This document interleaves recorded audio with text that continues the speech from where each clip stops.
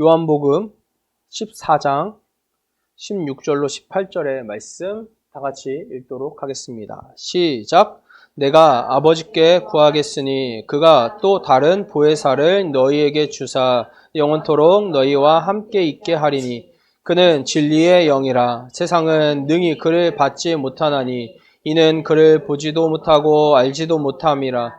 그러나 너희는 그를 아나니 그는 너희와 함께 거하시며 또 너희 속에 계시겠음이라. 내가 너희를 고아와 같이 버려두지 아니하고 너희에게로 오리라. 아멘. 네, 지난주 한파와 폭설로 참 고생 많으셨죠? 아직도 이제 철이 들지 않았는지 한방눈이 내리니까 가슴이 몽글몽글 해지더라고요. 비록 집으로 올라오는 이 언덕길에 눈을 치워야 되고 또 이 염화칼슘을 두포대나 뿌려야 하는 그런 수고가 있었지만 자유공원에 내린 그 하얀 눈이 참 아름다워 보였습니다. 행정안전부와 인천광역시에서 계속 이제 한파와 폭설 때문에 재난안전 문자를 보냈는데 아마 여러분들도 보셨을 거예요. 그 문자 중에 한 문자에 제가 이렇게 집중하게 되었습니다. 어떤 문자냐면 기온이 내려가 날씨가 많이 춥겠습니다. 난방 유지 및 수도 계량기 동파에 유의하시고 어르신과 장애인이 홀로 거주하는 경우 수시로 안부를 확인합시다. 이런 재난안전 문자였습니다. 사실 다른 이 재난안전 문자가 오면은 보지 않고 그냥 넘어갔었는데 이 문자는 좀 확인을 하고 잠시 좀 기도를 했습니다. 이유가 있습니다.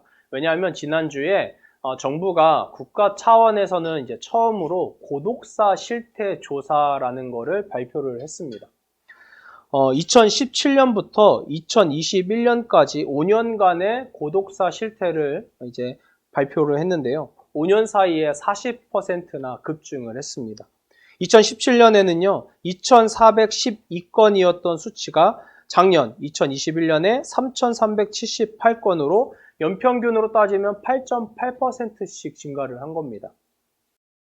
2021년 고독사 발생 건수를 연령별로 이제 보니까 50대가 1,001명, 29.6%로 가장 많았고요. 60대가 981명으로 29%, 그 뒤를 이었습니다. 그러니까 50대와 60대 고독사의 비율이 60% 정도 되는 거죠. 이 기사를 보면서 참 많은 생각이 들었습니다. 이 고인들이 살아온 세월의 그 시간도 참 쉽지 않았을 텐데 그렇게 홀로 버려져서 쓸쓸하게 죽어간 그 마지막 시간이 얼마나 외로웠을까, 이거 생각하니까 마음이 참 안타깝고 좀 먹먹했습니다. 그러는 가운데서 이제 우리 주님의 말씀이 하나 이제 생각이 났습니다. 요한복음의 저자는 예수님의 음성을 이렇게 전하고 있죠. 오늘 우리가 읽은 본문의 말씀입니다. 요한복음 14장 16절로 18절. 내가 아버지께 구하겠으니 그가 또 다른 보혜사를 너희에게 주사 영원토록 너희와 함께 있게 하리니 그는 진리의 영이라. 세상은 능히 그를 받지 못하나니 이는 그를 보지도 못하고 알지도 못함이라. 그러나 너희는 그를 아나니 그는 너희와 함께 거하시며 또 너희 속에 계시겠음이라. 다 같이 읽습니다. 18절 시작. 너희를 고아와 같이 버려두지 아니하고 너희에게로 오리라. 여러분, 고아와 같이 버려두지 아니하겠다라는 것이 우리 주님의 말씀입니다. 이 약속은 십자가에서 돌아가시고 부활하신 주님이 이제 제자들에게 다시 나타나신다는 것을 의미하기도 합니다. 그러나 보다 선명한 것은 뭐냐면 진리의 영. 진리의 영, 이 성령님께서, 보혜사 성령님께서 영원히 너희와 함께 하시면서 너희는 절대 버려진 존재가 아니야 라는 것을 계속 확신시켜 주신다라는 겁니다. 고아와 같이 버림받았다는 것을 예수님은 이렇게도 표현을 하셨습니다. 여러분 너무 잘 아시는 말씀인데요. 엘리 엘리 라마 사박테니. 나의 하나님 어찌하여 나를 버리십니까? 예수님은 십자가 위에서 하나님으로부터 버림을 받았습니다. 이 신학적인 용어로는 이것을 신적 유기라고도 이야기를 합니다. 김혜건 교수님은 십자가 위에서 하나님께 버림받은 이 모습이 제자들을 뿔뿔이 흩어지게 한 이유 중에 하나다라고도 이야기를 하셨습니다. 제자들은 예수님이 하나님으로부터 내동댕이 처진 이 십자가의 참혹한 현실을 목격을 하고 실족을 하게 되잖아요. 그들은 두려웠습니다. 버림받은 것 같았습니다. 그래서 이 지점에 서 있는 제자들에게 우리 예수님께서 고아의식에 대해서 말씀을 하신 겁니다. 고아의식. 너희는 버려진 것이 아니다. 진리의 영이 너희와 영원히 함께하면서 하나님과 나와 너희의 인격적 결속을 창조하고 확신시켜 줄 것이다. 이 놀라운 주님의 약속을 우리도 좀 신뢰를 했으면 좋겠습니다. 근데 문제는 뭐예요? 우리가 주님을 붙잡고 있다고 생각은 하는데 이런 고아의식이 이따금씩 찾아온다는 거죠. 저는 이것을 감정의 문제, 내면의 문제로 오늘 접근하고 싶지는 않습니다. 그리고 또 우울증이나 불안장애와 같은 병적 증상으로도 보고 싶지 않습니다. 오늘은요, 한 사람의 그리스도인으로, 목사로서 신앙적인 관점에서 신앙의 눈으로 좀 고아의식에 대해서 접근을 하고 이 문제를 좀 하나님의 말씀으로 여러분과 함께 풀어보고 싶습니다. 자, 첫 번째로 뭐냐면요. 고아의식은 진리의 영을 경험하는 통로다. 고아의식은 진리의 영을 경험하는 통로다. 부활하신 주님은 제자들에게 나타나셔서 이런 말씀을 하십니다. 한번 찾아서 같이 읽어볼게요. 요한복음 20장 19절 그리고 22절. 19절 읽습니다. 시작. 이날 곧 안식 후 첫날 저녁 때에 제자들이 유대인들을 두려워하여 모인 곳에 문들을 닫았더니 예수께서 오사 가운데 서서 이르시되 너희에게 평강이 있을지어다. 22절. 이 말씀을 하시고 그들을 향하사 숨을 내쉬며 이르시되 성령을 받으라. 아멘. 성령을 받으라. 주님께서 그들을 향해서 숨을 내쉬면서 말씀을 하신 거죠. 이 숨은요, 창조주 하나님께서 생명을 불어넣어 주시는 숨결이고 부활의 숨소리였습니다. 지금 주님께서 성령을 받으라고 하시는 이 상황이 어떻습니까? 제자들이, 유대인들이 두려운 겁니다. 그래서 함께 모여가지고 모든 문들을 다 걸어 잠갔습니다. 스스로 고립시키고 있었던 상황이죠. 제자들은 지금 철저하게 고아의식에 매몰되어 있습니다. 십자가에서 주님이 하나님께 어떻게 버림을 받았는지를 경험했기 때문에 이들은 두려움에 휩싸여서 자기들을 스스로 고아로 만들 수밖에 없었습니다. 이들이 죄책감과 패배감 어떻게 견딜 수 있었겠습니까? 그런데 주님이 찾아오셔서 그들에게 샬롬, 평안을 말씀을 하셨고 성령을 받으라고 하신 거죠. 제자들은요, 주님과의 그 관계를 단절시켰었습니다. 모른다고 부인했고요. 십자가에 주님을 그냥 놔둔 채 내뺐습니다. 배신자들이고 배은망덕한 자들이었죠. 그런데 주님은 그런 자들과 인격적인 관계를 회복시키시겠다라는 겁니다. 더욱 굳건히 그 관계를 맺고자 하신 거죠. 진리의 영이신 성령이 그들에게 필요한 이유입니다. 제자들의 능력과 영성으로는요, 도저히 할 수 없는 일들입니다. 그러나 우리 성령께서 하시면 가능하죠. 여러분, 고아의식이요 굳어지면 패배감, 죄책감으로 결국 하나님을 떠나게 됩니다. 그런데 주님은 절대 그것을 원하지 않으십니다. 대신 그 고아의식을 통해서 진정성을 가지고 진심으로 너희가 성령을 받으라고 요청을 하시죠. 영적인 전화 위복으로 삼으라는 말씀입니다. 여러분, 이것이 은혜입니다. 우리도 마찬가지죠. 고아와 같이 버림을 받았다고 생각하는 때 가만히 주님의 음성을 우리가 들을 수 있습니다. 샬롬, 평안하라. 성령을 받으라. 고아처럼 버려진 것 같은 그 상황 속에서 오히려 더 주님의 음성이 잘 들린다는 것을 기억하셨으면 좋겠습니다.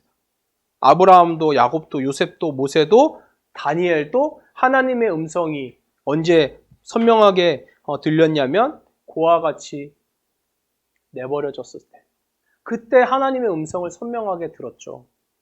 여러분 생각해 보세요. 광야에서 홀로 그 밤하늘을 바라보고 있었을 때, 구덩이 속에 버림을 받았을 때, 양떼를 치면서 홀로 산 이리저리를 방황하고 있었을 때, 그리고 홀로 다락방 창문을 열고 고향을 바라보면서 눈물로 기도하고 있었을 때, 그들은 주님의 음성을 들었고 함께 하시는 하나님을 경험했습니다. 여러분, 우리는요 그냥 듣기만 하면 됩니다. 그리고 주님의 그 음성에 하기만 하면 됩니다. 두 번째로 예수님은 고아의식을요, 정체성의 도구로 사용을 하십니다.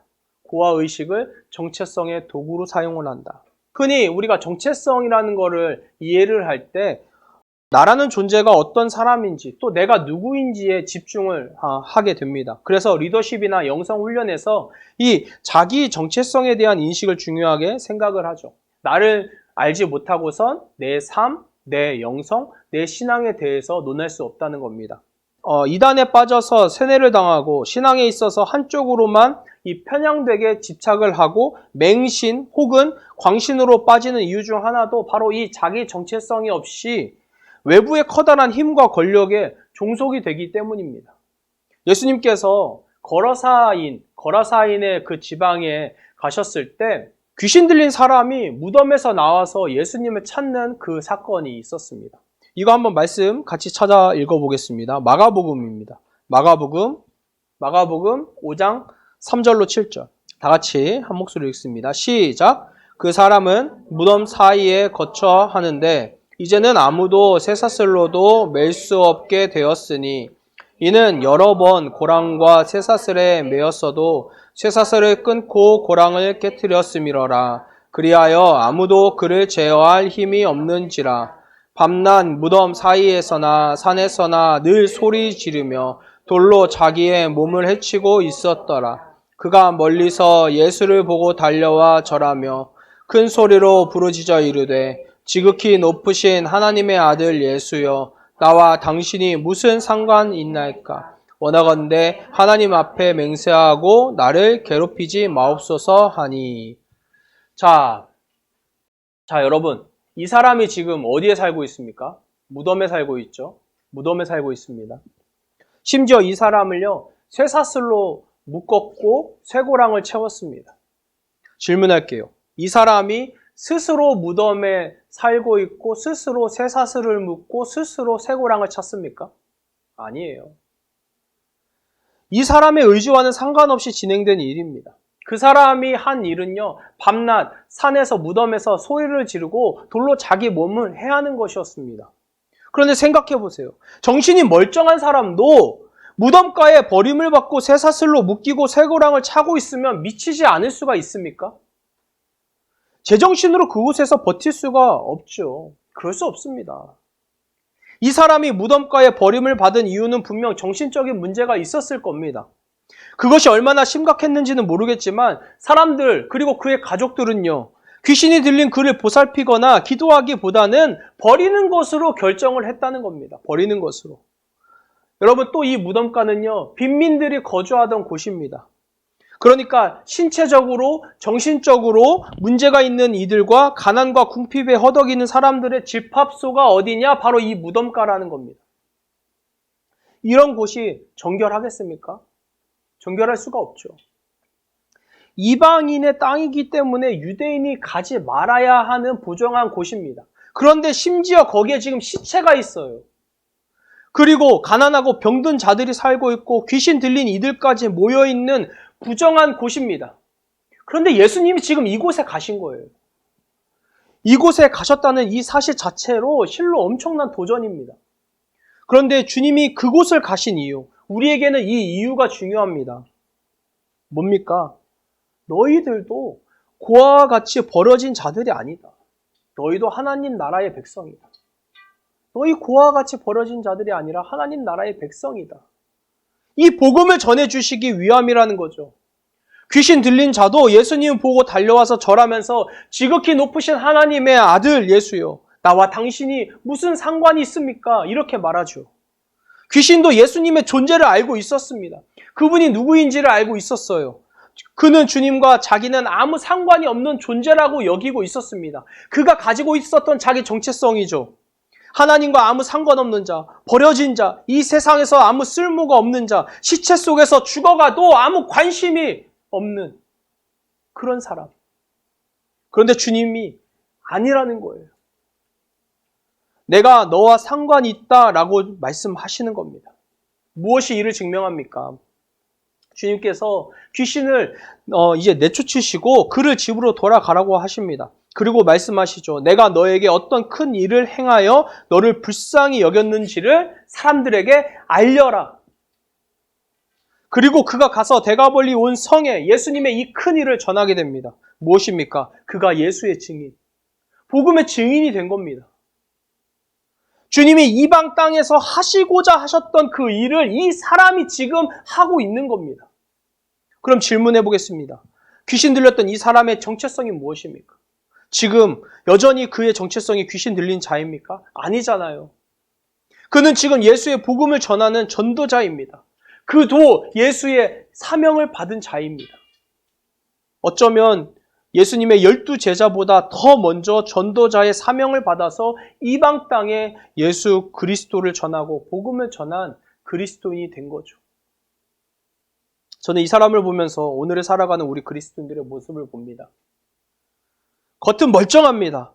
예루살렘 성 안에서 살아가고 있고 화려하고 멋진 옷을 입고 예배를 드리러 옵니다. 헌금도 많이 합니다.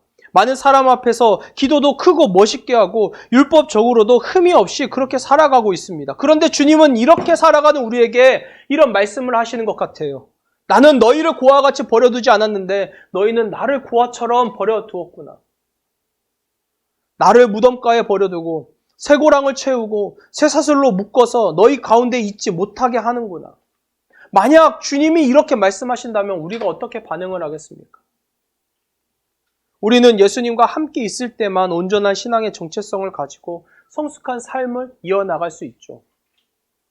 주님은 고아 같은 우리를 그리스도인으로 제자로 삼으셨습니다. 그런데 이 시대의 교회와 그리스도인은 예수님을 고아로 만들고 있지는 않습니까? 간절히 부탁드립니다. 우리 주님을 버리지 마세요.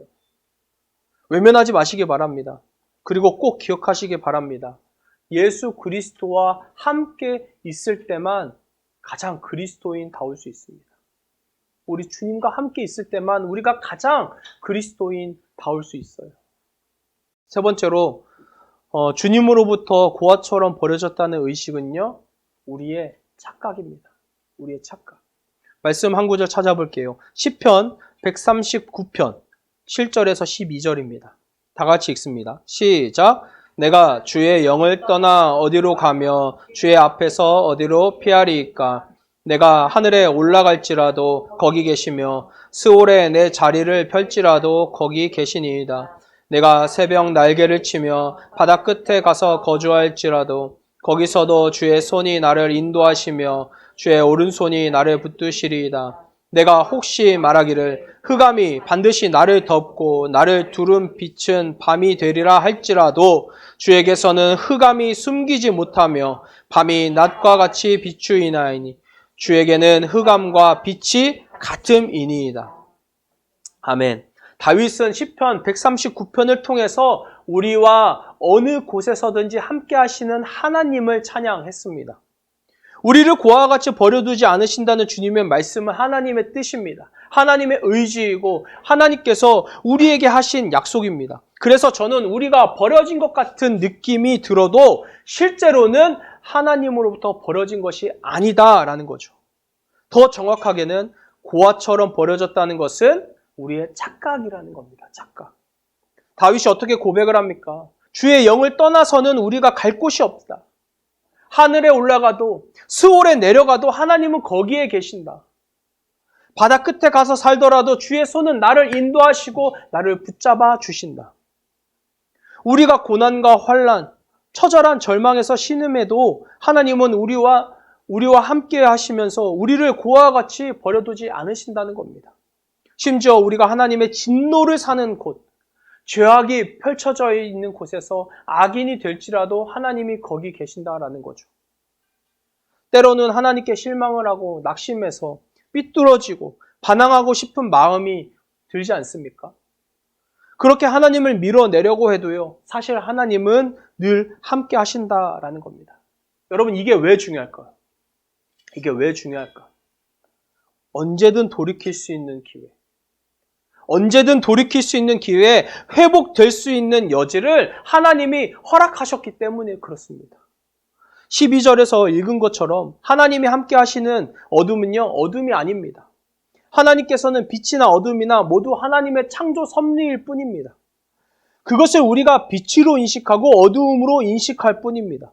주님이 우리에게 지금 요청하시는 것은 빛이나 어둠이 아니라 그것을 창조하신 하나님께서 우리를 고아와 같이 버려두지 않으신다는 것, 언제나 함께 하신다는 것, 이거를 좀 너네가 기억하라. 그것이 바로 주님의 말씀이죠. 오늘 우리가 기억해야 하는 명제가 무엇입니까? 고아와 같이 버려두지 않으시겠다는 이 말씀은 결국 우리가 경험하는 고아의식이 실제하지 않는 감정적 노동이라는 겁니다. 실제하지 않는 감정적 노동. 오늘 말씀을 좀 이렇게 정리할 수 있을 것 같습니다.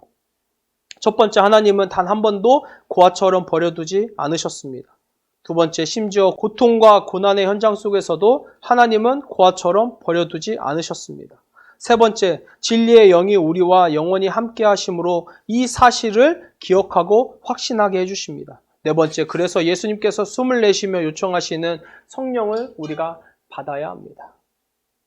우리가 조금만 방심해도 그 감정 노동의 소용돌이에 빠지기가 쉽습니다.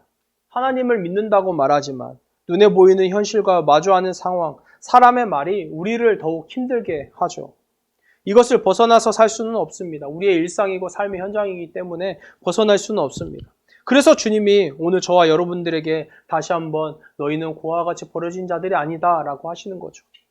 그리고 요청을 하고 계십니다. 지금 우리에게 필요한 것은 주님과의 단단한 인격적 결속이다. 그 무엇도 끊을 수 없는 그런 유대를 지금 주님이 요청을 하시는 겁니다. 저는 오늘 로마서 8장의 말씀이 저와 여러분의 오늘의 고백이 되고 결단이 되었으면 좋겠습니다. 로마서 8장 우리 같이 한번 찾아서 읽어볼게요. 8장 36절로 39절입니다. 읽어보도록 하겠습니다. 시작! 기록된 바 우리가 종일 주를 위하여 죽임을 여김을 받았나이다 함과 같으니라. 그러나 이 모든 일에 우리를 사랑하시는 이로 말미암아 우리가 넉넉히 이기느니라. 내가 확신하노니 사망이나 생명이나 천사들이나 권세자들이나 현재일이나 장래일이나 능력이나 높음이나 깊음이나 다른 어떤 피조물이라도 우리를 우리 주 그리스도 예수 안에 있는 하나님의 사랑에서 끊을 수 없으리라. 아멘. 현실은요, 고아와 같이 버려져 도살장에 끌려가는 양 같을지라도 우리가 넉넉히 이길 수 있는 이유, 우리가 넉넉히 이길 수 있는 이유는 우리를 그리스도 예수 안에 있는 하나님의 사랑에서 끊을 수 있는 것이 아무것도 없기 때문입니다. 여러분, 더 주님을 추구하시기 바랍니다. 더 주님을 바라보시기를 원해요. 더 하나님께 매달리시고 그분의 손을 놓지 않는 그런 저와 여러분이 되기를 간절히 축원합니다. 이 시간 좀 우리 묵상하면서 나아가도록 하겠습니다.